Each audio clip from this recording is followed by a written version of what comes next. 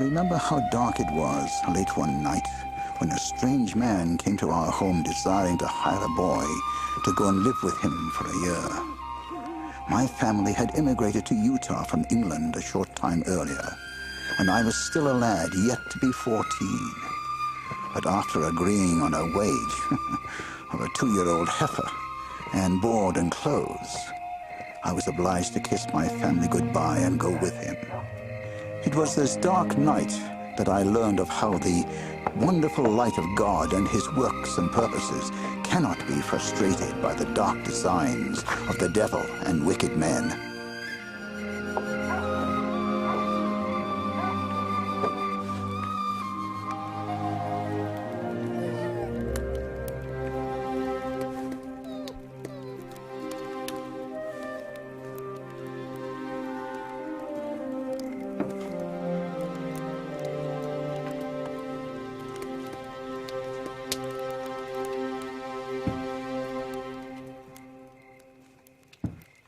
Can you read a little more?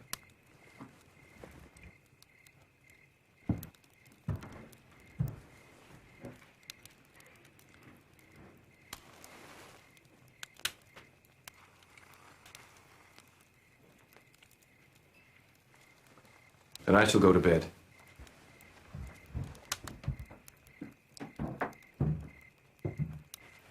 This is where you will sleep. We'll start at sunup. Good night.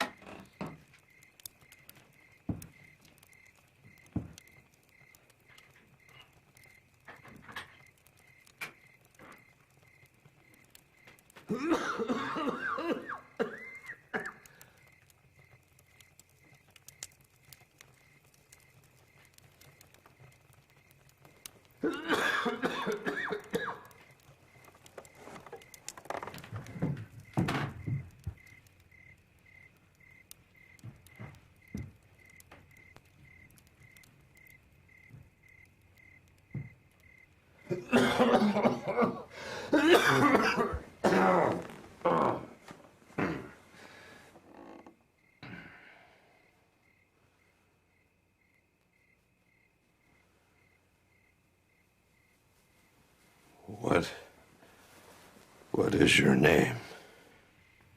William. Pilkington. I'll call you Willie. You're an immigrant? Yes, sir, from England. Are you a Mormon? Yes, sir, and my family as well. Have you ever read the Book of Mormon? Yes, sir.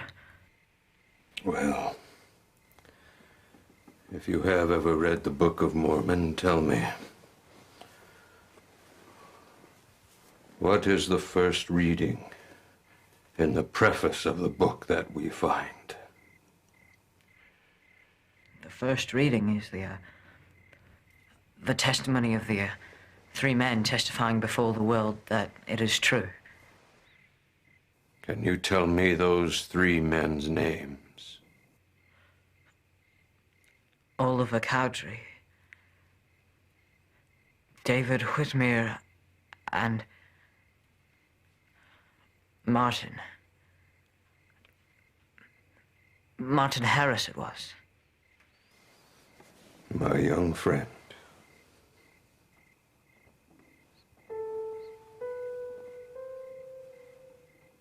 I am Martin Harris, one of the 3 witnesses to the authenticity of the Book of Mormon. I was the first to render my services as a scribe to Joseph in the work of translating the book. And it was I who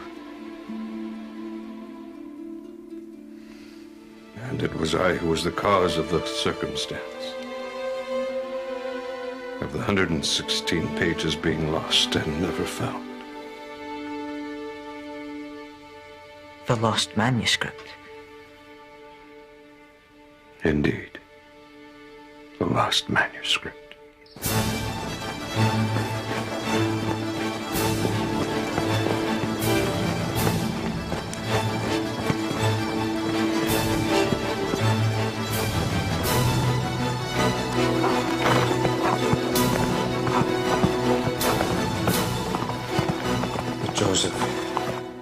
threatened to put me out of the house. I've already asked the Lord twice, and the answer is... I know the answer.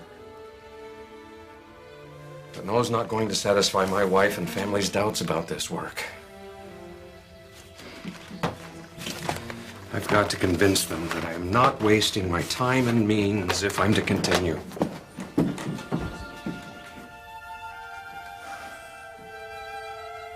I will ask once more.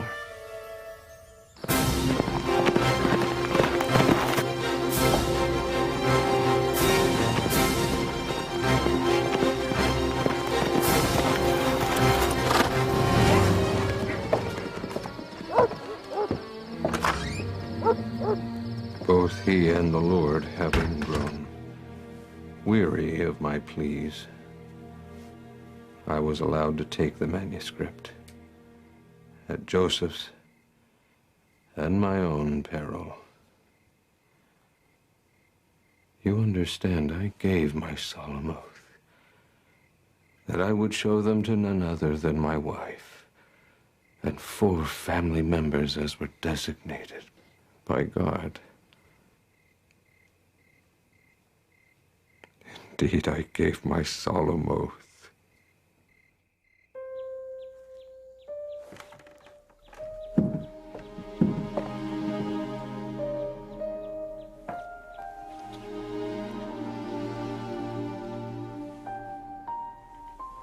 Children.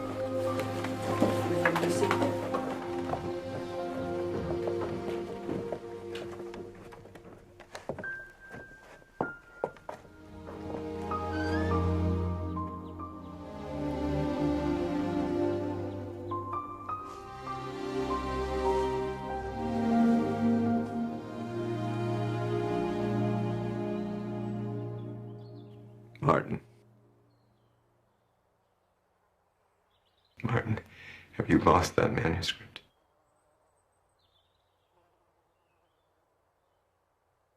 Have you broken your oath?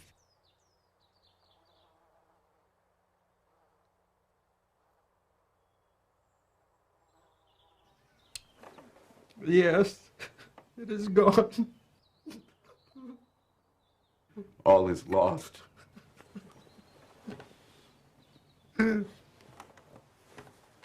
I should have been satisfied with the first answer. Oh, I've lost my soul. I've lost my soul. The prophet suffered the torment of the damned at the loss of the manuscript. One of the most bitter lessons he would learn. Because I had pressed him, he set at naught the counsels of God. The Lord later soundly rebuked him for having feared men more than God.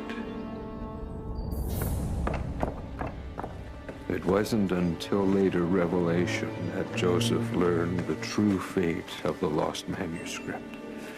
It seemed the devil had sought to lay a cunning plan.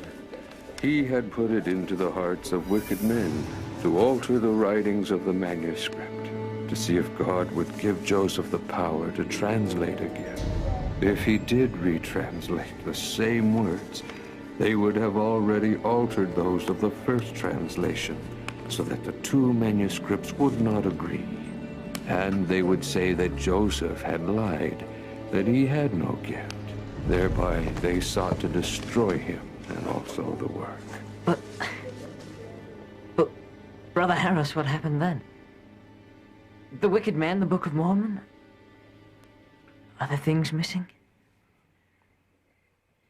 A revelation to Joseph tells us that the works and the designs and the purposes of God cannot be frustrated. For the wisdom of God is greater than the cunning of the devil. And with it God had prepared for just such a circumstance. Many centuries earlier, the historian prophet Nephi was directed to engrave not 1, but 2 accounts of his people upon plates of metal. The Lord hath commanded me to make these plates for a wise purpose, which I know not. But the Lord knoweth all things, wherefore he prepareth a way to accomplish all his works. 1,000 years later, the Lord would rely upon the prophet Mormon to make an abridged version of all the sacred records of the Nephites. I searched among the records, and I found these small plates. I shall take these small plates and put them with the remainder of my record. And I do this for a wise purpose, according to the workings of the Spirit of the Lord which is in me. And now I do not know all things, but the Lord knoweth all things which are to come. Wherefore he worketh in me to do according to his will. And thus the words of the manuscript that went out of our hands were never redone. After that, Joseph was told in Revelation to translate from these small plates instead, thereby thwarting the plans of the wicked men. But I was never permitted to write for the prophet anymore. Oliver Cowdery did the rest of that. Brother Harris, do you still believe that the Book of Mormon is true?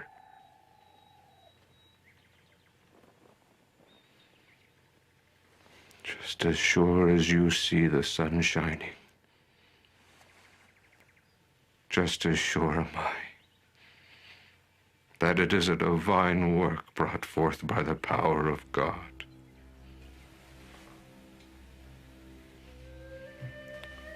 Remember, Willie,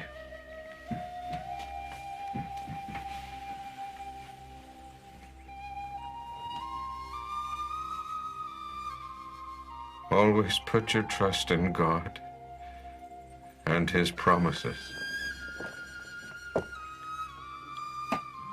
as it is not his work that is frustrated, but only the works of men.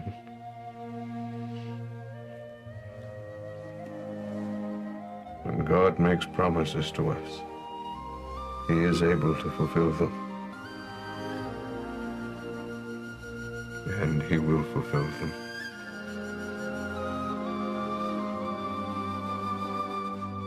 Neither mortal man nor the devil can prevent the light of the Lord's works and purposes and designs from shining through. Such was the lesson I learned from Martin Harris himself.